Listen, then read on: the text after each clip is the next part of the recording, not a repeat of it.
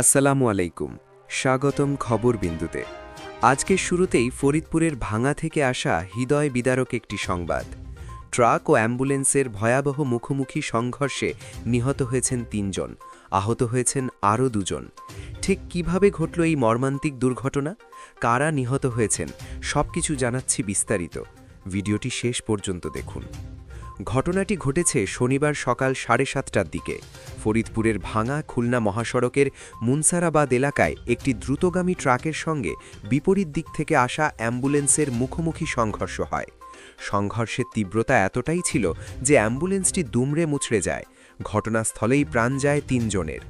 নিহতরা হলেন যশোরের মনিরামপুরের রাজগঞ্জ গ্রামের নিশান 23, কেশবপুরের মিজানুর রহমান 40 এবং তার বোন বিউটি 30।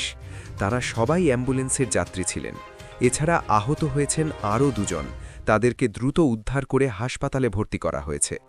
খবর পাওয়া মাত্রই ছুটে আসে হাইওয়ে পুলিশ ও ফায়ার সার্ভিস।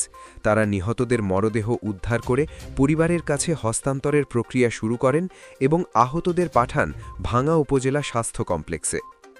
ভাঙা হাইওয়ে থানার ওসি মোহাম্মদ হেলাল উদ্দিন জানান, দুর্ঘটনাগব্রিত ট্রাক ও অ্যাম্বুলেন্স থানায় জব্দ করা হয়েছে এবং মামলার প্রক্রিয়া চলছে।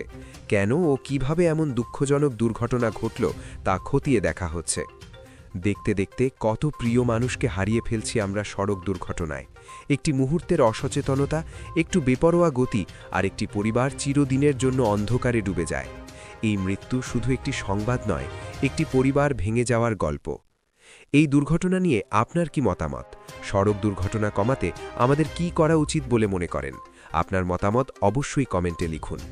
ভিডিওটি তথ্যবহুল মনে হলে একটি লাইক দিন, শেয়ার করে অন্যদেরও দেখার সুযোগ করে দিন। আর দেশের প্রতিটি গুরুত্বপূর্ণ সংবাদ পেতে খবরবিন্দু চ্যানেল সাবস্ক্রাইব করে বেল আইকন প্রেস করুন।